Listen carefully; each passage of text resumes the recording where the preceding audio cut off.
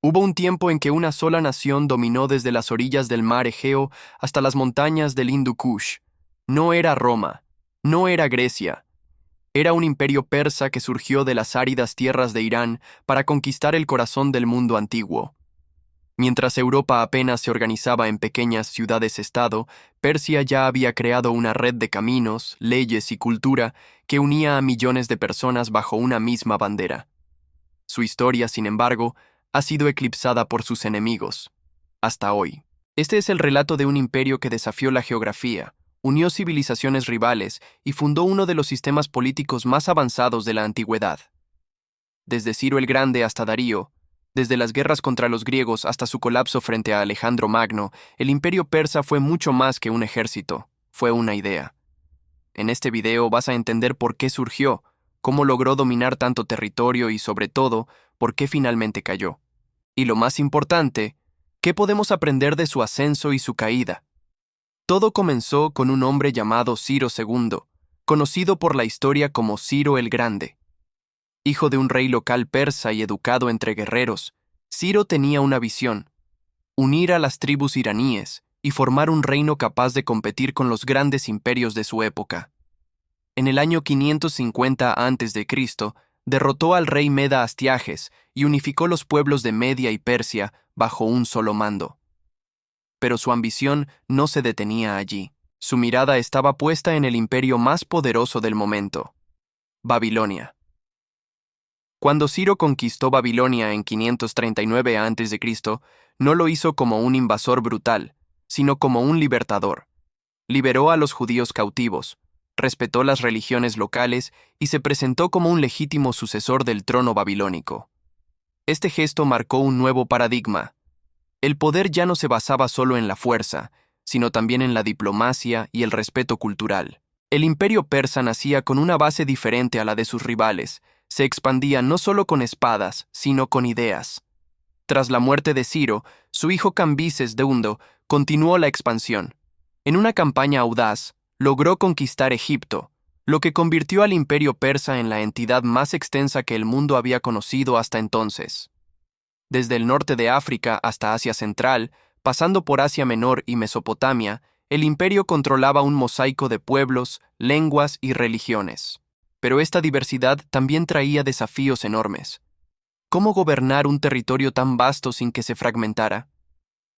Ahí es donde entra Darío I, quizá el mayor administrador del imperio persa.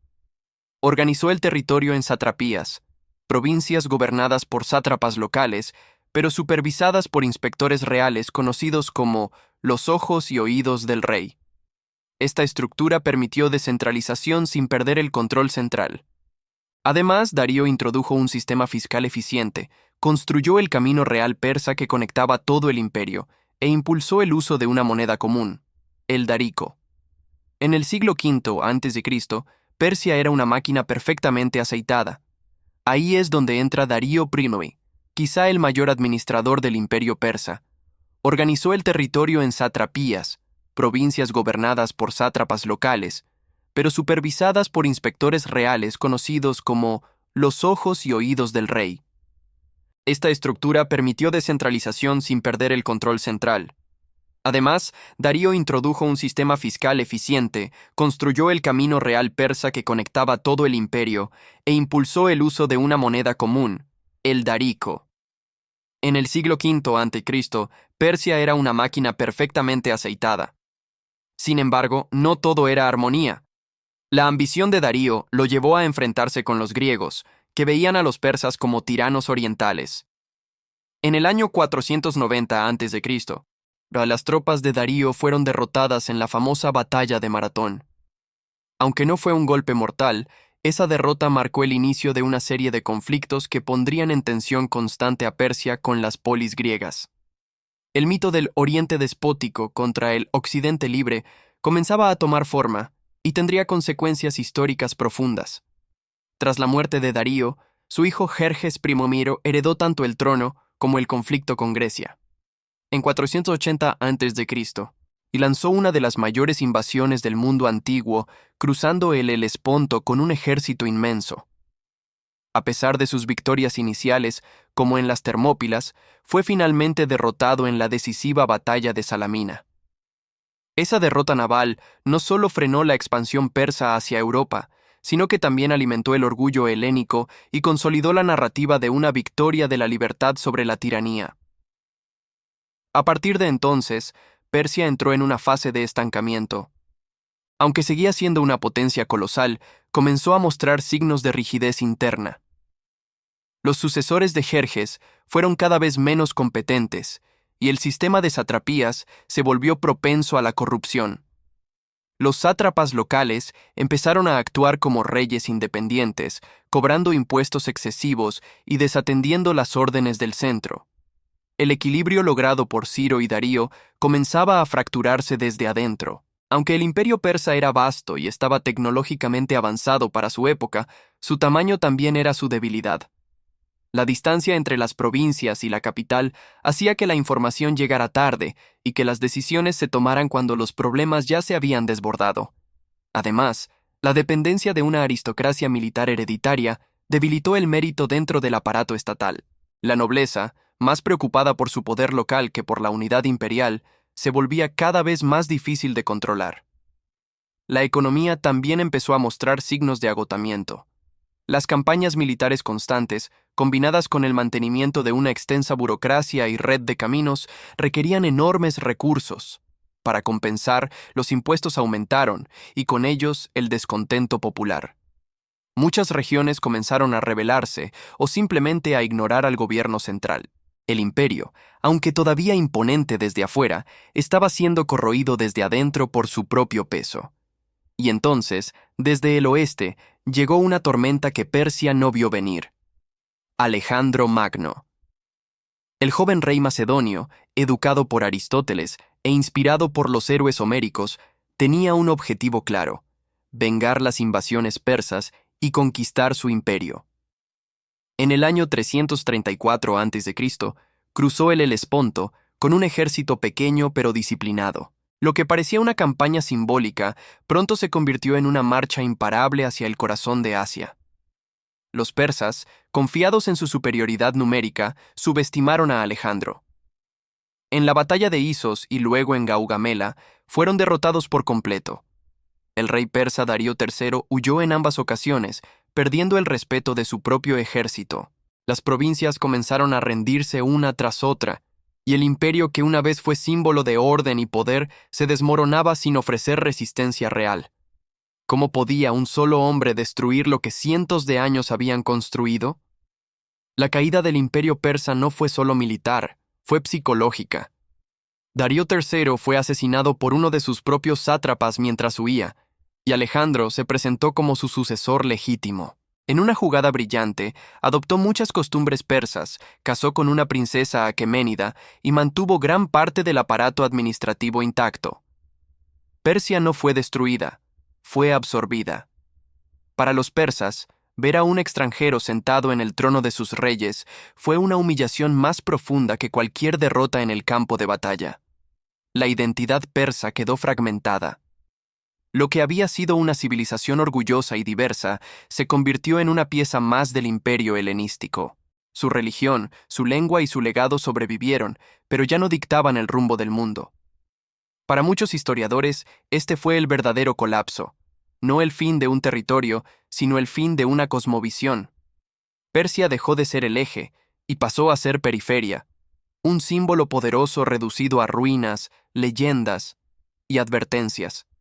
El colapso del imperio persa marcó un punto de inflexión en la historia del mundo. Su caída abrió las puertas a la expansión de la cultura griega por Asia, lo que más tarde daría paso al surgimiento del helenismo y al dominio romano. Sin Persia como contrapeso, el equilibrio de poder cambió radicalmente. Pero también dejó un modelo. Incluso los imperios más ilustrados pueden caer cuando olvidan adaptarse. Persia fue víctima de su rigidez, de su nostalgia de grandeza y de su incapacidad para reinventarse frente a un mundo cambiante. Paradójicamente, aunque Persia cayó, su influencia persistió durante siglos. El sistema de satrapías inspiró modelos administrativos posteriores. Su arte, arquitectura y literatura Dejaron huellas profundas en el mundo islámico, bizantino y hasta europeo. Incluso Alejandro, al conquistar Persia, no destruyó su cultura, la adoptó. Eso demuestra que un imperio puede desaparecer políticamente, pero dejar una huella tan fuerte que continúe viva mucho después de su último aliento. En ese sentido, Persia nunca murió del todo. La historia del imperio persa es la historia de un ascenso imparable y de una caída que parecía imposible. Desde las llanuras de Irán hasta las costas del Mediterráneo, los persas crearon un modelo de imperio que inspiraría a muchos, desde Roma hasta Estados Unidos. Pero también es una advertencia: ningún poder es eterno, ni siquiera el más tolerante, ni el más organizado, ni el más sabio. La arrogancia y el inmovilismo fueron los enemigos silenciosos que minaron sus cimientos. Muchos se preguntan cómo un imperio tan avanzado, tan estable, pudo caer frente a un ejército más pequeño. La respuesta no está solo en la estrategia militar, sino en el desgaste interno. Cuando las estructuras se corrompen, cuando la lealtad desaparece y los líderes ya no inspiran respeto, el colapso es inevitable. Alejandro no venció a Persia. Persia ya se había rendido desde dentro. Él solo empujó lo que ya estaba tambaleando. Hoy, cuando vemos mapas antiguos o visitamos las ruinas de Persépolis, no solo estamos observando piedras. Estamos frente a los restos de una civilización que quiso unir el mundo bajo un orden justo y diverso. Y aunque fracasó en mantenerlo, nos dejó lecciones profundas sobre poder, cultura y humanidad. Persia es una ruina majestuosa que sigue hablando, aunque en voz baja. Quizás la mayor ironía sea esta: lo que hizo grande a Persia, su tolerancia, su apertura, su diversidad, también fue lo que la volvió vulnerable. Esa paradoja sigue viva hoy. Los imperios modernos enfrentan dilemas similares, y no es raro que estudien a Persia para entender su propio destino. La historia no se repite, pero sí rima, y Persia es uno de sus versos más fuertes. Recordar a Persia es recordar que la grandeza requiere renovación constante. No basta con conquistar, hay que reinventarse, adaptarse, escuchar. El colapso del imperio no fue una explosión repentina, sino una erosión lenta, como una estatua que se desgasta con el viento del tiempo. Y cuando finalmente se quebró, ya no quedaba nadie que pudiera sostenerla. El imperio persa cayó, pero dejó un eco que atraviesa los siglos y nos habla desde las ruinas. ¿Lo escuchas? No es un lamento, es una advertencia. Y también una invitación a aprender, a no repetir errores y a construir algo que no solo sea poderoso, sino también sabio, porque al final, esa es la única forma de evitar el colapso.